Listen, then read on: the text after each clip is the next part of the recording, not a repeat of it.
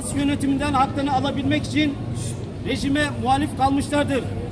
Ancak çok zor şartlarda adeta imkansızlıklar içerisinde varlık yokluk mücadelesi vermektedirler. Sayın basın mensupları, Ruslar havadan bomba yağdırırken rejim güçleri Lübnan Hizbullah'ı ve İran karadan saldırıyor. Bayır bucak Türkmenleri yalnızca Esad güçlerine karşı savaşmıyor. Rusya, İran, Lübnan Hizbullah'ı, IŞİD, PYD, Türkiye'den giden DHKPC ve Mihraç Kural güçlerine karşı yurtlarını canı pahasına korumaya çalışıyorlar. Ve bu konuda çok kararlılar. Türkiye'de her ihtimale karşı kurulan çadır kentler için bizler vatanımızı bırakıp gelmeyiz. Bizler burada vatanımızda öleceğiz diyorlar. Arkadaşlar, Türkmen kardeşlerimizin size çok selamı var. Allah bizimle diyorlar. Sizler Türkiye olarak, Türk milleti olarak yanımızdasınız diyorlar. Gerçekten de bu kadar düşmanlarına karşı bizden ve Allah'tan başka kimseleri yok. Bizlerin desteğine çok ihtiyaçları var. Önümüz kış. Çatışmalar dağlık bölgede gerçekleşiyor. İşçilik ihtiyaçları var, battaniye ihtiyaçları var, gıda ihtiyaçları var, içme suyu ihtiyaçları var. Eğer Anadolu'da rahat olmak istiyorsak Türkiye Bosna'da olmak mecburiyetindedir. Kafkaslar'da olmak mecburiyetindedir. Türkmen Dağı'nda olmak mecburiyetindedir. Aslında onlar sadece kendileri için savaşmıyorlar.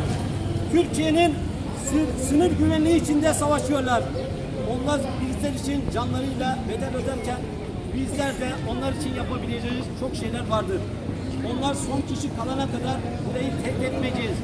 Burada savaşıp burada şehit diye düşeceğiz diyorlar. Onlar bu kararlılıktayken elbette bizler de bayır bucağı düşürmemek ve kardeşlerimizi yalnız bırakmamak için sonuna kadar yanlarında olacağız Allah'ın izniyle.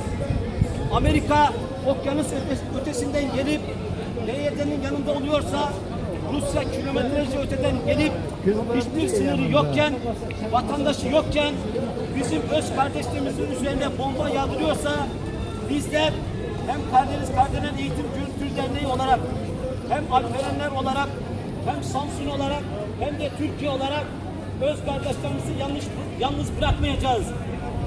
Karadeniz Kardelen Eğitim Kültür Derneği, Samsun Alperen Ocakları, Alperen Eğitim Kültür Merkezi olarak bugün burada Samsun'umuzun yetiştirdiği emekli öğretmen, şair, araştırmacı, yazar Hasan Topuz hocamız şiir kitabı Tarla Kuşu'nu sizlere imzalayacak.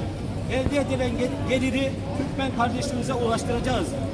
Evet, şimdi Hasan Topuz hocamızın yazdığı güzel şiir, Bayır Bucak'la ilgili yazdığı güzel şiiri Ömer Başkanımıza takdim ediyorum. Bayır bucak düşmesin. Bayır bucaklıyam, Türk'üm, Türkmenem. Yüzyıldır kızıl kanlar içindeyem. Rus bombalarına karşı direnirem. Senden gayrı kimsem yoktur Türkiye'm. Hamalıyam, Halepliyem, Türkmenem. Ertuğrul'un torunu Osmanlıyam.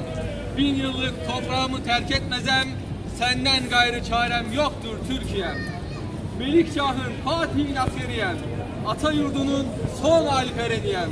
Teslim olmam, çarpıcırım Türkmenem.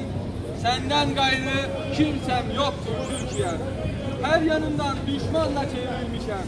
Türklara karşı Allah diyen benem. Usun esedine kılıç sallaram. Senden gayrı çarem yoktur Türkiye'm. Bayır bucaktır elimiz, Türkmeniz. Türkmen dağı bizimdir, terk etmeyiz. Şehit olmaktır en yüce rütbemiz. Senden gayrı kimsem yoktur Türkiye'm.